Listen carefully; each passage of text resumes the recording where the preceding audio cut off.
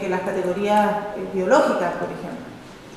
Entonces, cuando nosotros vemos relaciones tan fuertes que existen entre el nivel socioeconómico y resultados de aprendizaje, es fácil, y sobre todo en un país tan segregado como Chile, naturalizar eso, ¿no? Y convertir a los niños, como tú decías, ¿qué herramientas tengo que tener para educar a un niño pobre?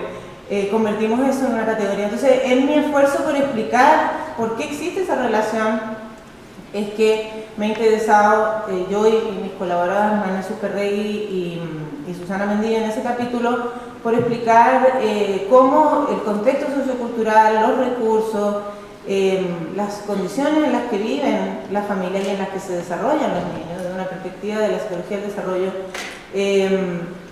llevan a ciertas interacciones y procesos familiares que son finalmente los que tienen esos efectos. Yo le digo a mis alumnos, el nivel socioeconómico, supongamos, tiene un componente que es de ingreso familiar, ¿verdad? Entonces, ¿cómo medimos el ingreso familiar? Bueno, el papá, la mamá recibe un cheque que tiene un número, y yo no es que le haga así con el cheque en la cabeza al niño y eso produce que hable de una manera, etc. O sea, no es el ingreso, ¿no? El ingreso se correlaciona con, vive en un cierto barrio, tiene un cierto acceso a libros o no.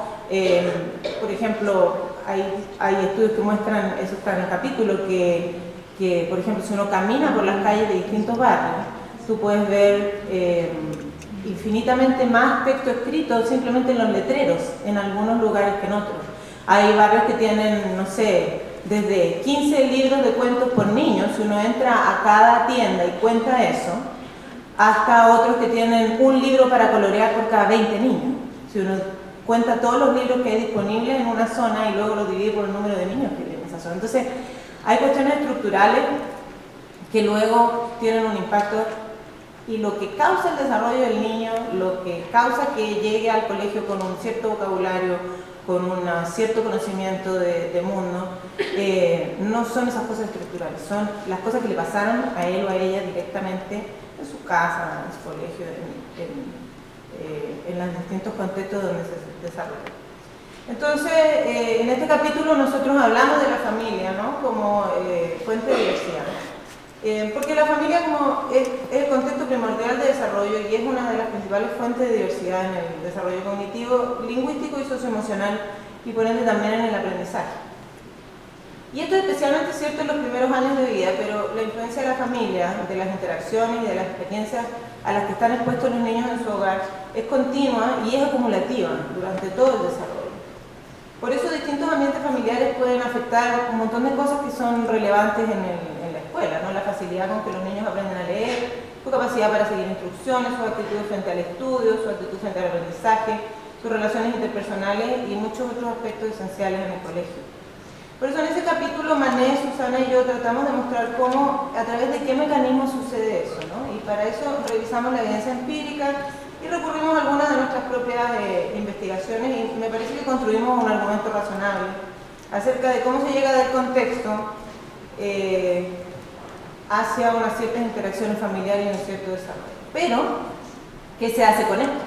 Cuando yo toco el tema en conferencias o cursos con profesores, siempre me hacen una pregunta que yo primero explico: mira, estas interacciones producen esto, las familias que hablan así, los niños tienen este tipo de aproximación a la lectura, etc.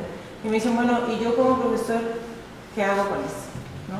Entonces me gustaría hoy día comentarles algunas cosas como ustedes como profesores, para los profesores que hay aquí en la audiencia, pueden usar ese conocimiento para favorecer el aprendizaje de todos los niños, ¿no?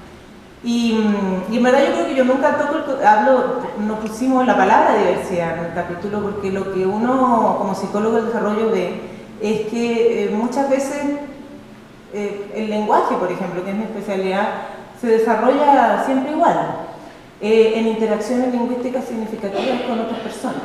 Eso no hay, es bastante general para que sea igual para todos, ¿no?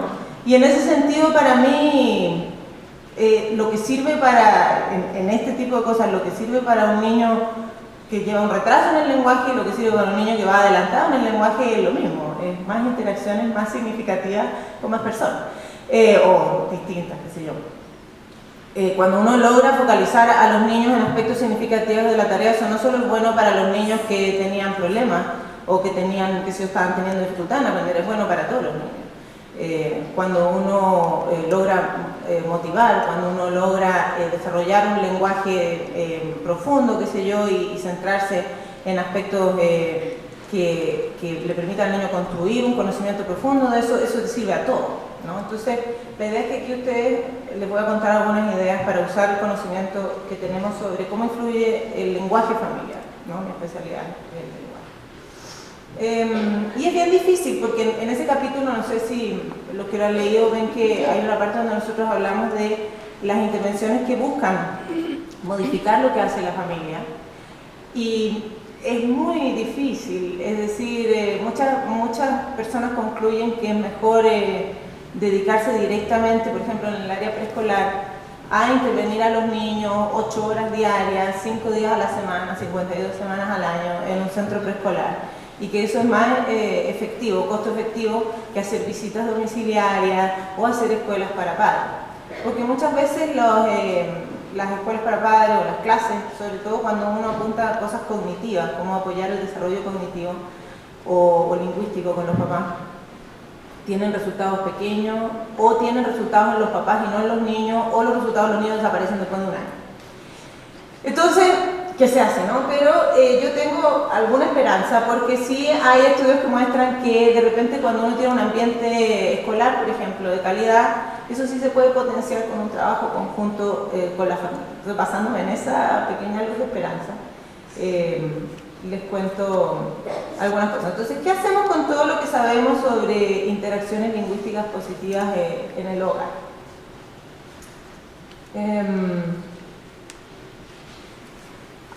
Voy a saltarme algunas cosas que ya las dije. Bueno, lamentablemente para poder hablarles de esto llegué inexorablemente al concepto de tarea para la casa. Pero en el sentido amplio de una actividad que se hace en la casa y que se estructura en torno a un objetivo o un material determinado. ¿Y por qué tuve que llegar lamentablemente al concepto de tarea? Porque las interacciones lingüísticas de una familia con sus hijos ocurren por una razón. Es muy poco probable que un curso o una arenga o una charla vayan a tener un impacto en esas interacciones, ¿no? Una persona que usa un vocabulario poco variado, cuando le habla a su hijo o hija de 8 años, no va a comenzar a usar palabras como dinastía o mutación, porque una psicóloga educacional le diga que es bueno usar palabras sofisticadas. O sea, eso no va a suceder. Sientas a la mamá y le dice, use palabras sofisticadas. No pasa nada. Un adulto que tiende a dar órdenes en vez de dar explicaciones no se va a convertir en una persona súper argumentativa porque escuche una charla de que es importante argumentar y escuchar las opiniones. Eso no va a pasar. Sin embargo, sí se ha observado que cuando uno da ciertos materiales o ciertos objetivos, esas cosas pasan en forma natural. Por ejemplo, nosotros podemos ver que el lenguaje extratextual, es decir, cuando uno está leyendo un libro con un niño, ¿no? Y hace comentarios, lo que está fuera del texto, el lenguaje extratextual, y cuando uno está jugando con un juguete cualquiera, hay diferencias, ¿no? Cuando uno está leyendo un libro, el lenguaje extratextual de por sí, sin que uno le dé ninguna instrucción, ninguna mediación, ninguna capacitación a los papás, ese lenguaje es distinto que el lenguaje que esas personas usan haciendo otra cosa. Fíjense conmigo. Entonces, el objetivo un poco de pensar en la tarea es cómo los educadores pueden estructurar tareas que aprovechen el hogar como oportunidad de interacción lingüística rica, ¿no? Muchos padres, naturalmente, mientras están cenando o mientras están preparando a los niños para ir al colegio, no utilizan un vocabulario variado, no utilizan explicaciones, no utilizan argumentos. Porque así es la vida, ¿te fijas? Porque en verdad uno está haciendo otra cosa. Entonces la idea es tratar de crear situaciones donde eso se dé. Esos mismos padres, sujetos a una situación novedosa de leer un libro, sí utilizan eso. Es decir, no es que estén incapacitados, no es que nunca lo vayan a hacer, ¿no? Sino que hay una escasez de situaciones que propician eso. Por ejemplo, yo tengo el problema que yo trabajo en esto de leerle cuentos a los niños, ¿no? Entonces hay muchas veces que los colegios me dicen, pero nosotros tenemos un gran porcentaje de papás y mamás que leen muy mal, que no se van a sentir cómodos leyendo estos cuentos que nosotros les vamos a mandar. Yo le digo, mándale cuentos sin palabras, hay libros mudos en el mercado. Y el libro mudo, impresionantemente, también produce un lenguaje extratextual superior al de jugar con un juguete cualquiera. Los juegos que requieren instrucciones, por ejemplo, los juegos de tablero. Los debates, por ejemplo, ¿por qué no pedirle a un niño que argumente con sus papás por qué es bueno o malo comer comida chatarra? Es decir, estructurar la tarea para aprovechar el hogar para lo que el hogar más sirve, ¿no? Que es la interacción lingüística uno a uno. Yo tengo 40 niños en la sala. Pienso que de todas maneras hay niños que se invisibilizan. Hay niños que uno no se da cuenta, llegó el final del año y nunca me senté y tuve una conversación uno a uno con ese niño. Pero en su casa, excepto, bueno, las situaciones de contar Isidora, pero en su casa es más probable que la tenga. Y ahí quiero hacer una dicotomía, antes que se me acabe el tiempo, entre dos propósitos de las tareas. En verdad las tareas pueden tener muchísimos propósitos, ¿no? Desde castigar, si te portaste mal así que haz más tareas, hasta, qué sé yo, repetir, practicar, aprender a buscar información. Las tareas tienen múltiples propósitos, pero yo quiero hacer una dicotomía entre la tarea como oportunidad de práctica y repetición y la tarea como oportunidad de interacción uno a uno con los miembros de mi familia, ¿no? La práctica y la repetición son súper importantes. Yo soy psicóloga educacional y no me da vergüenza decir que la repetición es la madre del aprendizaje. Es cierto, o sea, la repetición no. La repetición es importante, la práctica es importante, hay cuestiones que se tienen que automatizar porque si no ocupan muchos recursos. Pero la pregunta ¿es en la casa el lugar para hacer eso? Yo hago una analogía que es como usar el hogar para, qué sé yo, practicar las tablas de multiplicar o automatizar sumas o restas, que es algo que hay que hacer, pero que se puede hacer en el colegio en las casi 8 horas o 6 a 8 horas que pasan en el colegio. Usar el hogar para eso es como ir a un restaurante fino y llenarse de pan. O sea, el pan es bueno, ¿no? Nadie dice que el pan no es bueno, pero ¿cómo hacerlo en la casa? O sea, ir a un restaurante fino no es para comer pan. Entonces, si nosotros podemos estructurar esa tarea en torno a otras cosas, ¿no? Haga un experimento. El experimento casi siempre va a generar un lenguaje de la mamá o del papá que no hubiera ocurrido si no hubiera sido por el experimento. Usted no tiene que hacer nada. Bueno, obviamente es mejor si uno le hace una capacitación a los papás y les dice la idea, pero incluso sin eso, manda el libro, impresionantemente surge un lenguaje nuevo. Mandas un experimento y surge un lenguaje nuevo. Mandas un debate y surge un lenguaje nuevo. Mandas una investigación sobre, qué sé yo, cómo era Santiago en la época de tu abuelito, y eso no lo puedes hacer en el colegio. Entonces, básicamente mi mensaje es que no está en el... todo esto surgió porque también yo leí cosas después de escribir el capítulo que es el concepto de tarea interactiva, que es una tarea que tiene ahí unas características, pero que su objetivo es ese, ¿no? Es diseñar la tarea para generar estas interacciones y aprovechar esa oportunidad que tiene el niño de estar en una situación uno a uno con un adulto, que voy a terminar con una cita, que en el colegio es más escasa. Y quiero terminar con una cita de una investigadora llamada Joyce Epstein, que ha investigado esto de las tareas interactivas, que dice: los profesores no solo asignan tareas para la casa, sino que también las diseñan. Diseñar tareas para la casa requiere que los profesores consideren el propósito, el formato y otros elementos de la tarea que van a involucrar al estudiante y ayudarlos a tener éxito. Las tareas no reflejan solo el conocimiento que tiene el educador del currículum, sino también su comprensión de las habilidades, destrezas y necesidades de sus estudiantes y de las características y situaciones de su familia. Yo no soy una fan de la tarea, tengo hartos problemas con ella, pero pienso que si vamos a mandarla, hagamos algo que solo podemos hacer con la tarea y no algo que podemos hacer en el colegio. Ese sería nada que ver.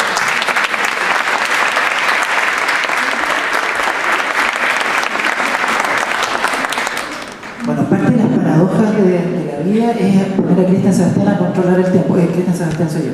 Yo creo que eso es lo que le sorprendía más a mis colegas. Previmos una buena media hora para interacciones, así que sin más el que se sienta, la que se sienta invitado a reaccionar, preguntar. Le voy a pedir a Claudia si te puedes en el otro micrófono para que podamos ir respondiendo. Le voy a pedir a cada cual que levante la mano, van a dar, entiendo, 2 micrófonos dando vuelta. Démonos, aprovechemos este último ratito para discutir, dialogar diversamente sobre educación y diversidad.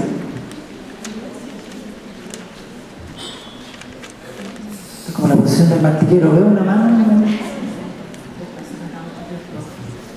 Aquí adelante. ¿La pueden levantar, por favor? Porque allá viene el micrófono a la teléfono.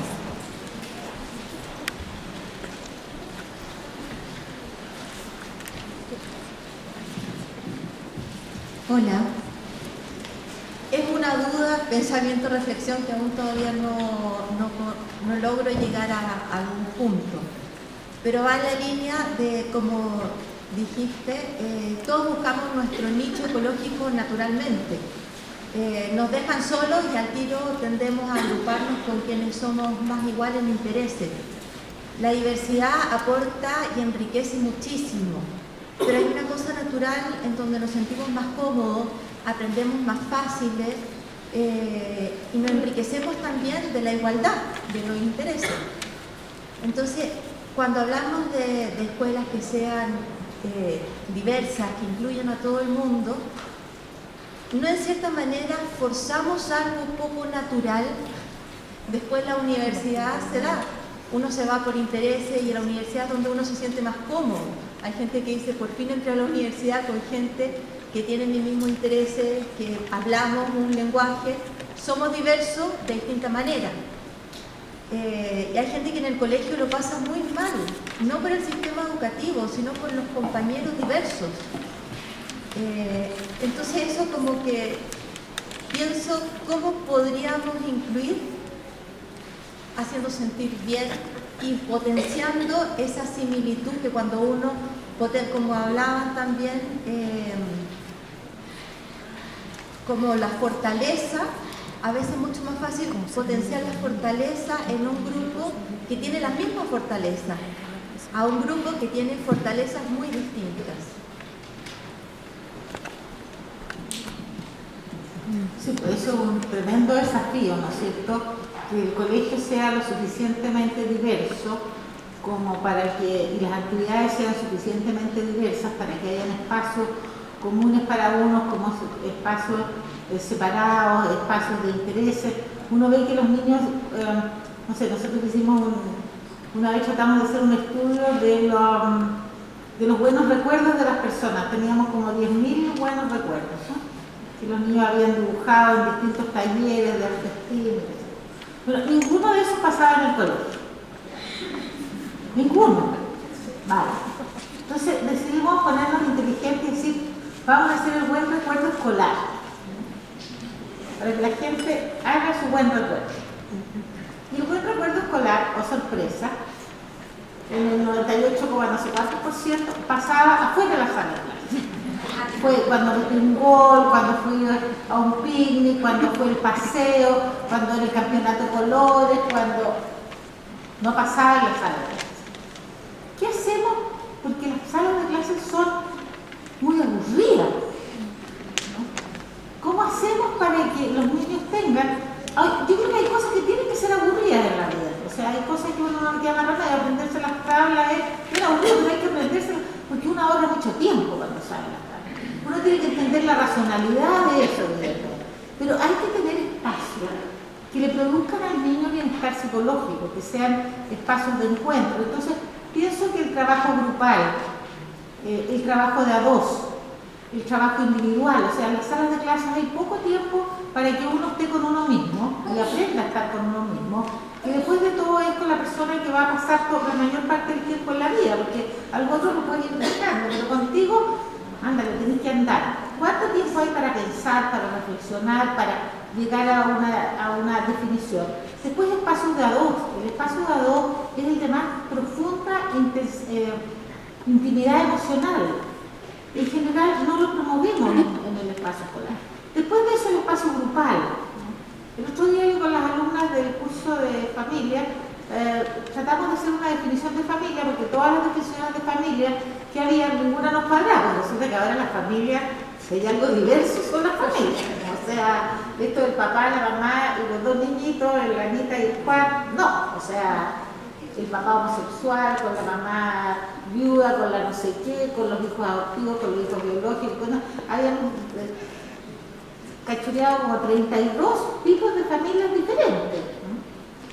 Entonces ya, hacer una definición de lo que era familia. Lo hicieron de a uno, lo hicieron de a dos, y llegaron a una definición que era muchísimo mejor que todas las que habíamos recolectado de la literatura. Entonces, esta como organización del espacio, en que, por ejemplo, la gente tímida nunca participa en grupo, pero la relación uno a uno está obligada y se produce ahí una interacción significativa. Entonces hay un tema de estructuración de las clases.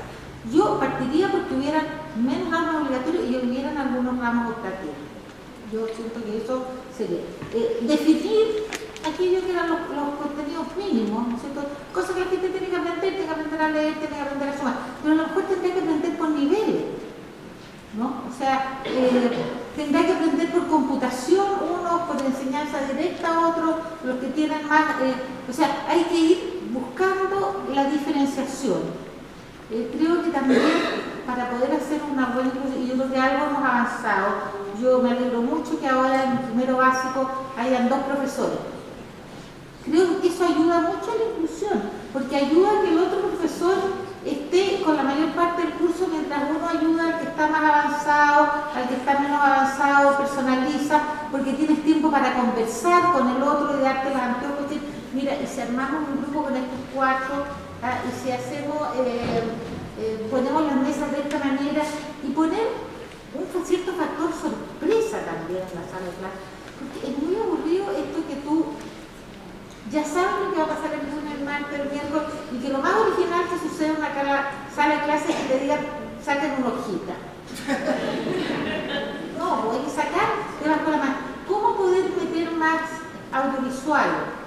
Esta película que les dije yo, o la película La cadena de favores con más grande, ver Invictus, ¿cierto? Ver el tema de la tolerancia en vivo y en directo. Y de ahí hacer un debate, y de ahí hacer un foro. Yo creo que en realidad hay posibilidades de mirar las fortalezas de cada uno. Yo prometo que vean esa película, les va a servir. Sáquenla del internet, es una maravillosa película para ver cómo un colegio puede trabajar la diversidad. Pero es difícil, sin duda, pero no por difícil no podemos obviarlo. Es muy difícil.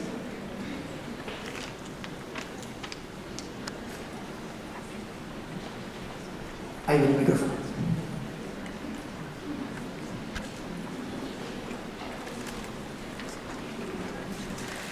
Se nos están escapando.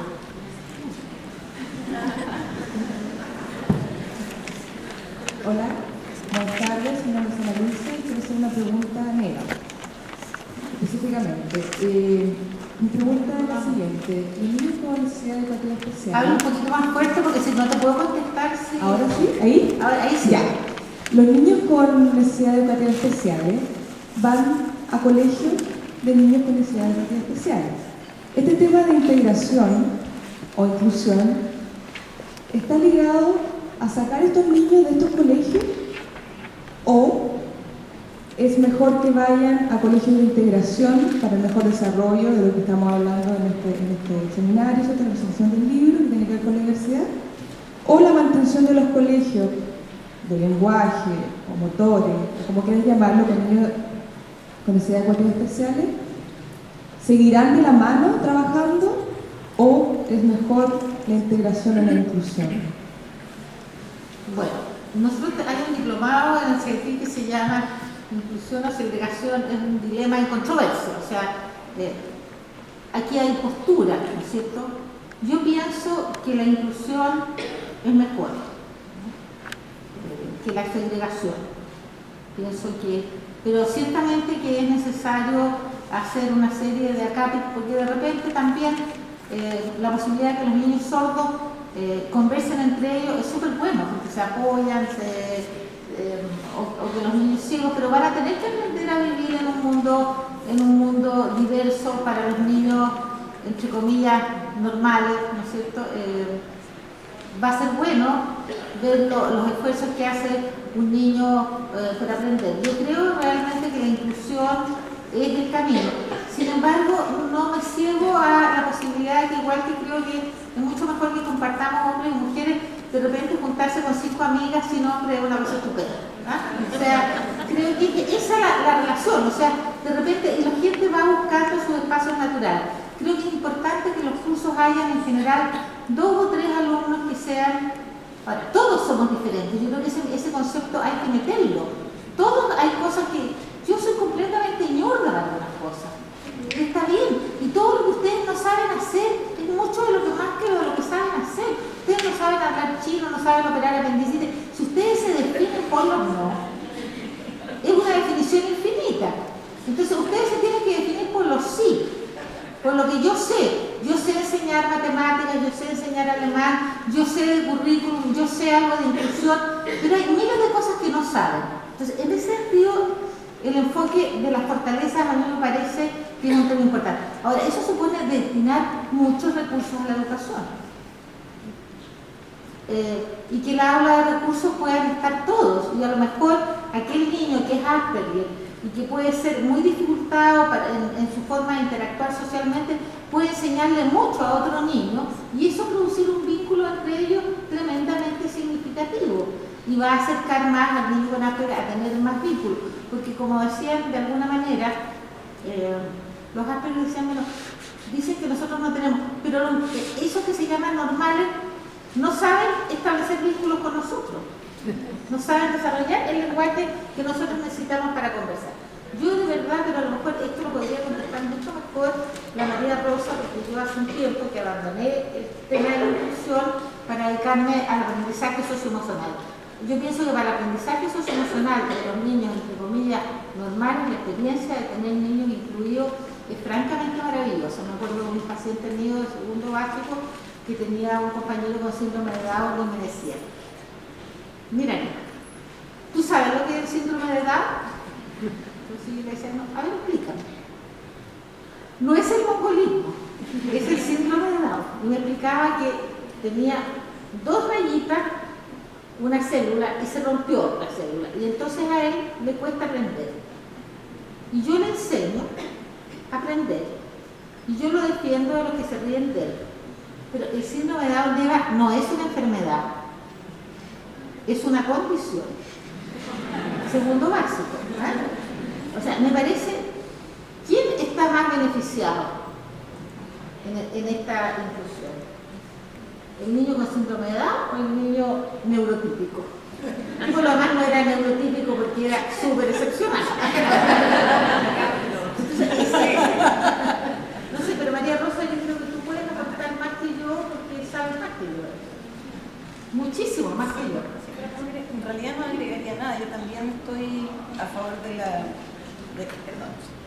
de la inclusión en la mayoría de los casos, y además la evidencia muestra que los niños que están en contextos escolares inclusivos, que funcionan como debieran funcionar, ¿no es cierto?, haciendo esa salvedad, aprenden mucho más, se desarrollan mejor cognitivamente y socioemocionalmente que en la escuela especial. Así que tampoco creo que debe desaparecer la escuela especial, y puede ser que por algunos momentos, ¿no es cierto?, durante algún tiempo algunos niños requieran de alguna asistencia especializada, pero en general y para la gran mayoría de los niños el ideal es que se eduquen todos en la misma escuela.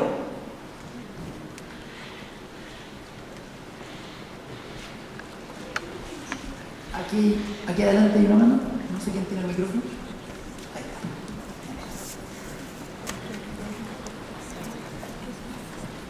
está. Hola, buenas tardes. Mi pregunta, más que nada sacando como algo limpio de todo lo que he escuchado hoy día, que ha sido muy entretenido, es que gran parte de los cambios que se proponen igual presuponen muchos cambios estructurales. Y que eso creo que es realmente importante, porque en el sentido, porque por ejemplo uno podría preguntarse ya, busquemos el nicho cognitivo de cada alumno pero en una aula de 40 personas, un profesor que tiene 40 horas a la semana, es súper difícil, por no decir imposible. También en el caso, por ejemplo, de, como ustedes decían, no es lo mismo un niño prioritario que uno que está en otra condición socioeconómica, y tampoco llevar a ese esencialismo. Entonces lo que me preguntaba, y quería preguntarle a ustedes, porque también se criticaba, por ejemplo, el hecho de seleccionar o el hecho del copago, como, no sé, criterios que iban en el sentido de generar esta desigualdad, por así decirlo. Les preguntaría qué cambios estructurales, cualquiera, realizarían que irían en esta línea, porque por ejemplo, si uno ve los cambios que ha realizado el gobierno, va a favor de colegios que son generar elitismo más que generar inclusión. Entonces les preguntaría qué cambios ustedes estructurales realizarían.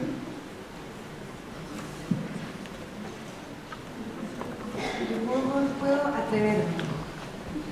Es que en realidad a mí me pasa con ese tipo de preguntas que yo no imagino nada tan tremendo, porque estaba pensando un poco en los comentarios que estábamos haciendo sobre el cómo se nombra a alguien en un espacio escolar y todos los significados que eso tiene. Entonces estaba pensando, por ejemplo, en una experiencia, y después voy a entrar en lo que tú preguntas, de mi hija que está en un colegio que tiene proyecto de integración. O sea, toda su vida, toda la vida de ella escolar ha sido junto con niños, niñas que son definidas con ciertas discapacidades. Por lo tanto, la forma en la que ellas piensan a sus pares es súper diferente. O sea, no tiene nada que ver, por ejemplo, con los adultos. Y un ejemplo concreto. O sea, por ejemplo, el cuarto del año pasado, cuarto básico, en el curso decidieron votar por uno de los compañeros del curso que estaba diagnosticado con Asperger. Y fue súper divertido cuando mi hija me comentaba que habían tomado la decisión, todos se pusieron de acuerdo. Ya, ¿por quién votamos? Por el Nico. Entonces cuando le pregunté, ¿y cuál fue la razón? Me dice, bueno, porque nos dimos cuenta que nunca nadie nos iba a sacar, que él nos iba a proponer como presidente, y si nosotros no nos poníamos de acuerdo, no iba a salir nunca. Entonces me pareció que era de una conciencia tal que, por supuesto, me pareció un aprendizaje valiosísimo para mí de parte de ella. Pero junto con eso, nunca me voy a olvidar una vez en un momento que iba a dejar el colegio, y una de las profesoras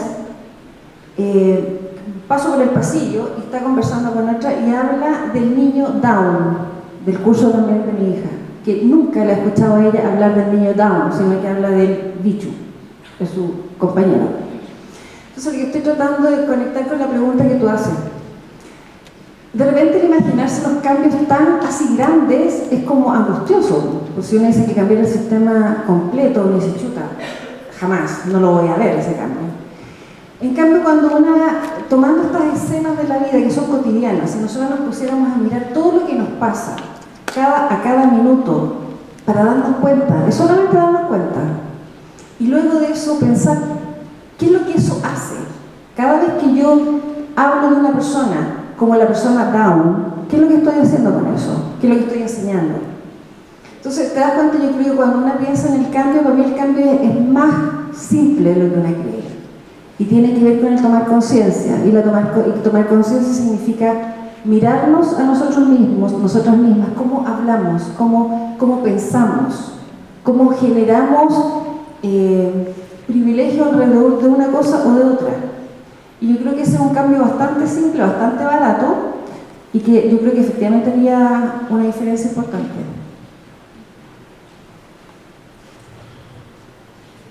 Sí, yo quisiera también abordar un poco esa pregunta desde la perspectiva de una cosa que estudiamos también los psicólogos educacionales, que se llama el efecto composicional o del grupo. Un poco Neva planteaba algunos efectos positivos que tiene un grupo más heterogéneo, y Claudia también. Y nosotros los psicólogos educacionales sabemos que, por ejemplo, el efecto de ser todos iguales, por ejemplo el lenguaje, ¿no? Tener la misma habilidad lingüística, la misma habilidad matemática, o venir todos más o menos del mismo nivel socioeconómico,